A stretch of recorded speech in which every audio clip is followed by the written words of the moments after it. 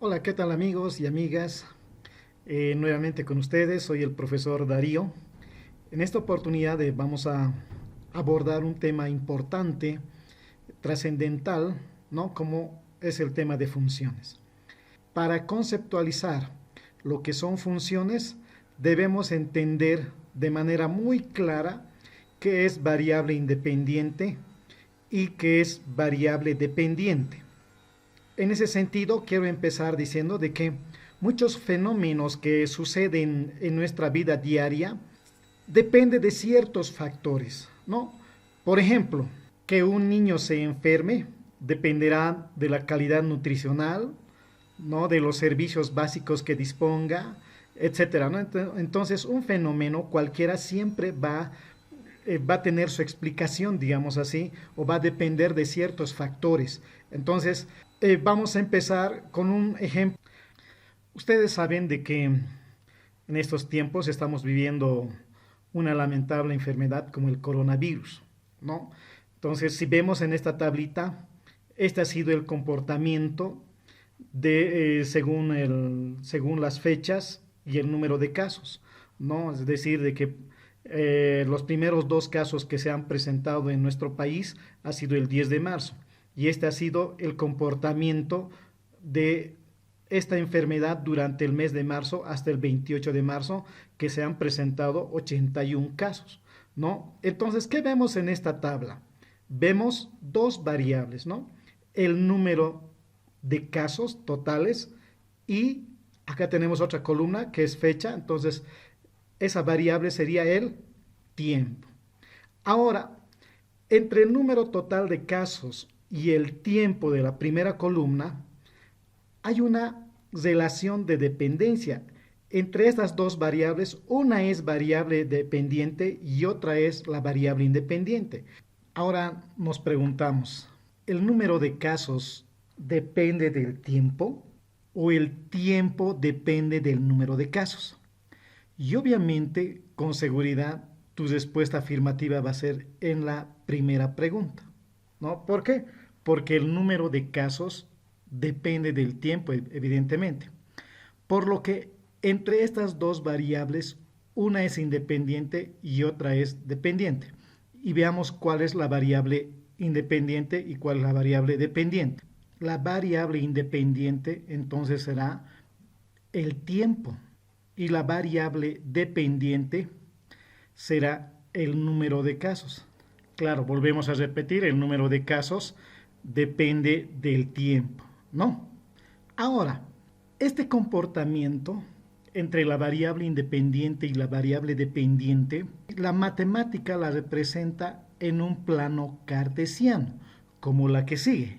Antes de representar gráficamente esta situación, ¿no? El comportamiento de la enfermedad, ¿sí? Es importante mencionar de que la variable independiente va en el eje X y la variable dependiente en el eje Y.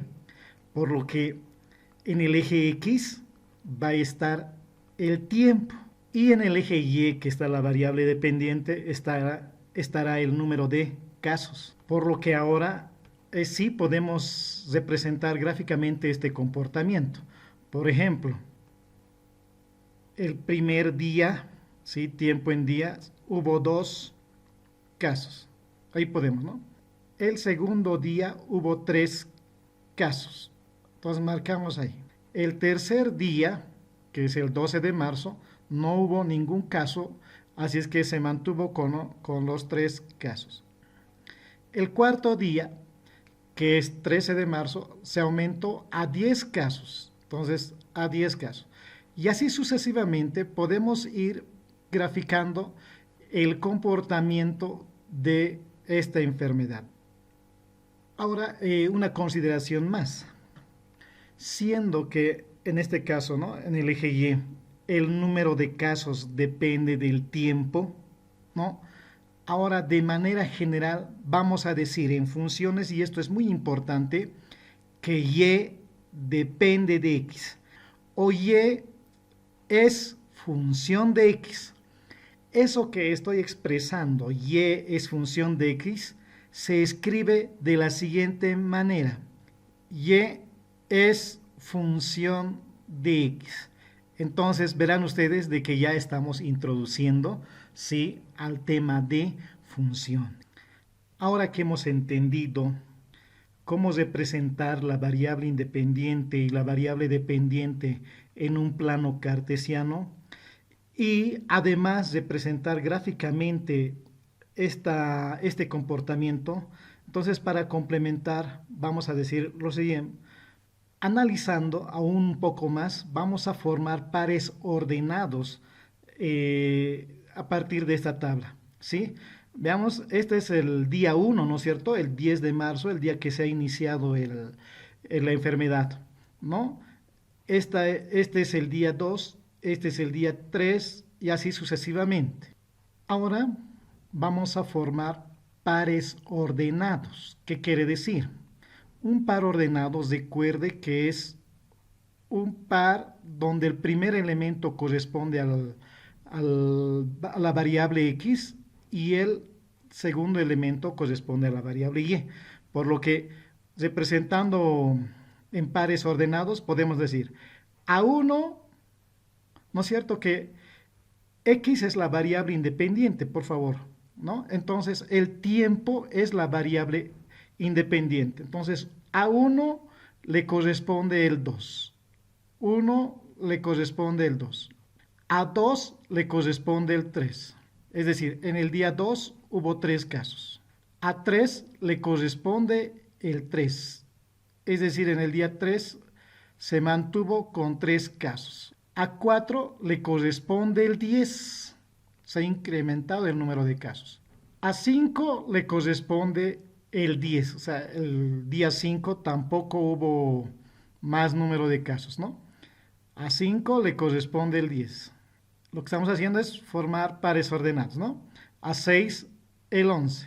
Bueno, y así podemos ir formando, en realidad, hasta el último día, los pares ordenados. Ahora, repito, esto se puede también formar pares ordenados. Estos mismos datos ahora las vamos a representar en un diagrama de Venn, donde en la primera figura, en el primer conjunto, va a estar la variable independiente, es decir, el tiempo, y en el segundo conjunto el número de casos. Entonces vamos a decir, aquí el tiempo varía desde 1, 2, 3, sucesivamente. El número de casos varía desde 2, 3, no anotamos el siguiente 3, porque ya está representado el 3, 10,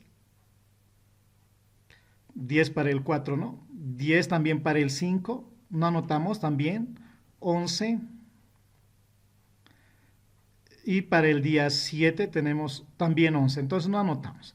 Entonces, entre el tiempo y el número de casos establecemos una correspondencia a través de flechas. Miren, al 1, o sea, al primer día, le corresponde 2 casos.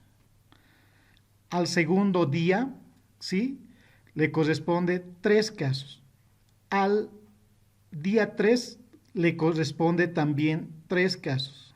Al cuarto día le corresponde 10 casos. Al quinto día también 10 casos. Al sexto día 11 casos. Y al séptimo día 11 casos. Y así podríamos haber ido representando, ¿no es cierto?, para cada uno de los días. Pero, ¿de qué es lo que se trata acá? ¿Qué es lo que quiero analizar? Quiero analizar otro concepto fundamental que se va a utilizar en funciones. Lo que quiero analizar es el concepto de dominio y rango de la función, ¿no? O también se llama dominio de imagen, ¿no? Entonces, dominio y rango de la función. Ahora, ¿qué es el dominio de una función? El dominio de una función son todos los elementos de la variable independiente. ¿Estamos de acuerdo? Sí, repito, todos los elementos de la variable independiente. Eso es el dominio. En cambio, el rango son todos los valores que adopta la variable dependiente, ¿no? De otra forma también podemos ir explicando. El dominio son todos los valores que corresponden al eje X. Ahí está, ¿no es cierto? La variable X, 1, 2, 3, 4, 5, 6 y etcétera, ¿no? En cambio, el rango son todos los valores que va a ir adoptando la variable Y, ¿no? 2, si me siguen por favor, aquí está 2, 3, 3, 10, 10, 11. Y aquí tengo, ¿no? 2, 3, 10, 11. Entonces, el rango son todos los valores que va a ir adoptando la variable Y. Y el dominio, todos los valores que va a ir adoptando la variable X. Entonces, eso es dominio y rango. Ahora aquí, quiero que noten algo muy especial. Al día 1, ¿sí? Al día 1, a 1 solo le corresponde el 2. ¿Estamos de acuerdo? O sea, no puede haber a su vez 2 y 3 casos a la vez. ¿Me dejo entender? Por ejemplo, en el rango, acá en el número de casos 3, este 3, por ejemplo, se relaciona tanto con 2 y con 3. Eso ocurre, ¿no es cierto?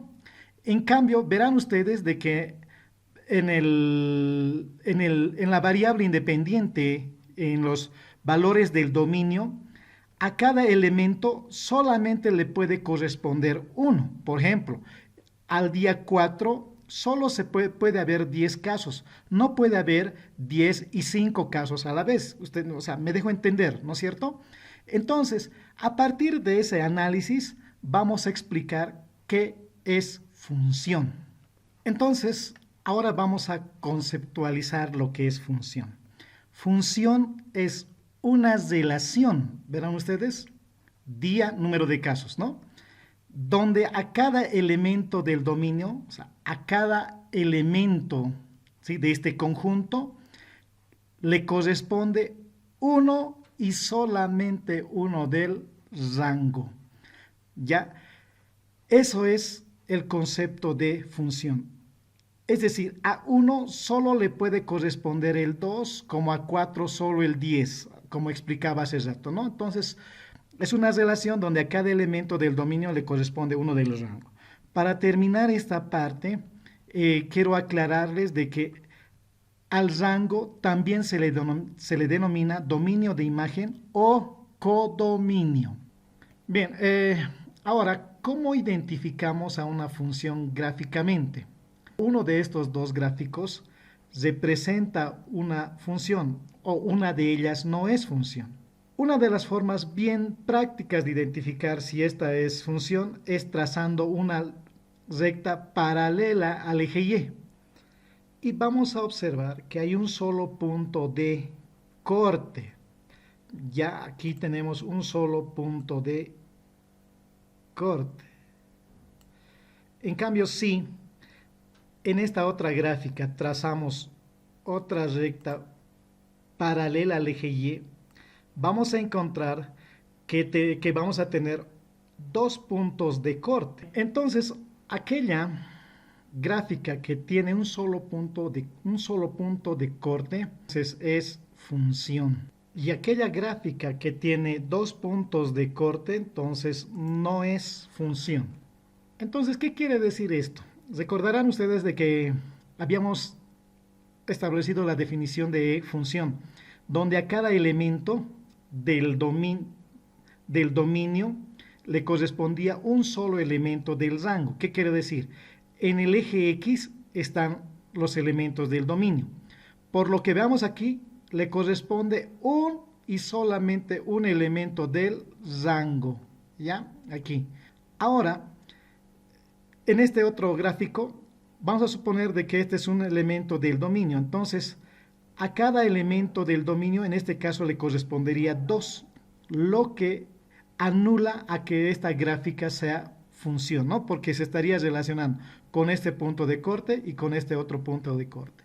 Entonces, de ese modo, solamente aquella que tiene una sola intersección es función. Algunos ejemplos de diagrama de Venn tenemos aquí, ya. Dice, en los siguientes pares de conjuntos determinar si la relación es o no es función, siendo A el dominio y B el codominio o el rango, ¿no? Entonces, tomando en cuenta la definición de función, dice a cada elemento del dominio le corresponde un solo elemento del rango. Acá tengo yo un elemento que no tiene ninguna relación con el rango. Y del mismo modo, este número 3 se está relacionando tanto con 4 y con 6, por lo que esta relación no es función. En este otro par de conjuntos vemos de que cada elemento de A, cada elemento del dominio, en todo caso 1, 2 y 3, uno solo se relaciona con B, 2 solo se relaciona con B y 3 solo se relaciona con B. Por lo tanto, cumple la condición de función. Diríamos que esto es función. En este otro par de conjuntos vamos a observar de que M se relaciona solo con T, pero N se relaciona tanto con S como con Q, por lo que esa situación hace que esta relación no sea función, por lo tanto no es función, ¿no? En este último par de conjuntos, ¿sí? Podemos observar que 4 sí está relacionado con 2, 5 con 2 y 6 con 3. Entonces, cada uno de los elementos del dominio solo está relacionado con uno del rango o del codominio.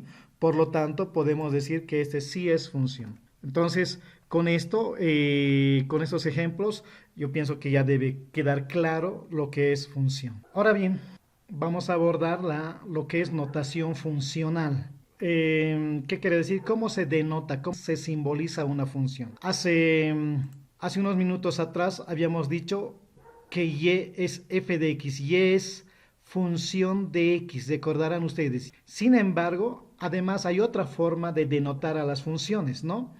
Esta que dice f es una función de a en b. F es una función de a en b. Entonces eso es lo que quiere decir. Donde x, ¿sí? Es la variable independiente, ya habíamos repetido varias veces. Y es la variable dependiente. Ahora, no solamente se puede utilizar f de x, también podemos utilizar g de x, h de x, o depende de las circunstancias, ¿no? Por ejemplo, b de x, o a de x, el área en función de x, el volumen en función de x, etcétera, ¿no? O la velocidad en función del tiempo, por ejemplo, ¿no? Entonces, hay varias formas de denotar, utilizar letras en todo caso, ¿no? Entonces, ¿esto a dónde nos lleva? ¿No? Aquí dice, así podemos escribir una expresión como una función de x si escribimos. Por ejemplo, ya tenemos esta, f de x es igual a x al cubo menos x al cuadrado más x.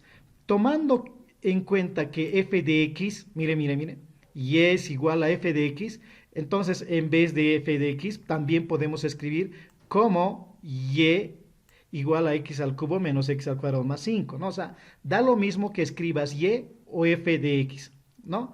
Ahora, ¿cuál es la utilidad de esta notación funcional, ¿no? Y vamos a demostrar con un ejemplo. Aquí tengo una función, f de x es igual a x al cubo menos x al cuadrado más 5. Ahora, deseamos calcular f de 1. ¿Qué quiere decir?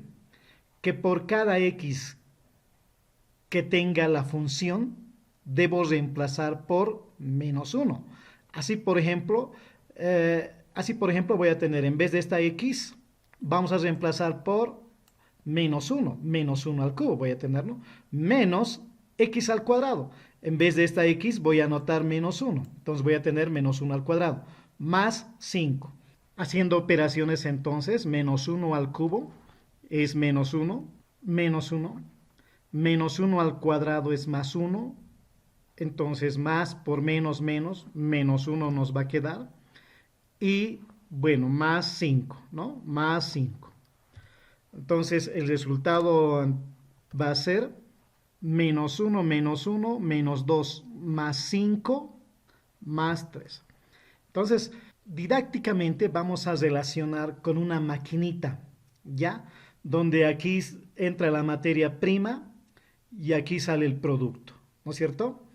Entra menos uno y la fábrica es, en todo caso, la máquina es la función, ¿no? F de x igual a x al cubo menos x al cuadrado más 5. Entonces, entra menos uno y saldría más 3, ¿no? Saldría más 3. Claro, acá, por ejemplo, esta situación se puede comparar con una maquinita. Entonces, si entraría menos 2 o si entraría menos 3 o 5, entonces, ¿qué saldría? Entonces, para responder tendríamos que hacer esta operación, ¿no? A ver, vayamos con un pequeño problema para terminar esta parte. Dice, si un objeto se arroja hacia arriba desde el nivel del suelo con una velocidad inicial de 50 metros por segundo, entonces su altura h después de t segundos está dada por la ecuación h de t. Verán ustedes de que esta es otra notación, ¿no? No siempre es f de x. Entonces h de t quiere decir que la altura está en función de t. Entonces h de t es igual a 50t menos 16t al cuadrado. Determinar la altura del objeto después de 3 segundos. Entonces h de t es 50t menos 16t al cuadrado. Dice determinar la altura del objeto después de 3 segundos. Quiere decir que el tiempo, es decir, t es 3. Lo que hay que hacer es que en vez de t debo sustituir por 3, ¿no es cierto? Entonces, por cada t que tenga la función voy a sustituir por 3. Entonces aquí sustituyo 3, aquí 3. Entonces 50 por 3, 150, menos 16 por 3 al cuadrado. Entonces puedo decir que h de 3 es 6. O lo que concluiríamos lo siguiente, que el objeto alcanza una altura de 6 metros en 3 segundos. Muy bien, de ese modo hemos terminado esta parte y la siguiente clase o el siguiente video va a estar relacionado al cálculo del dominio y rango de una función. Muchas gracias.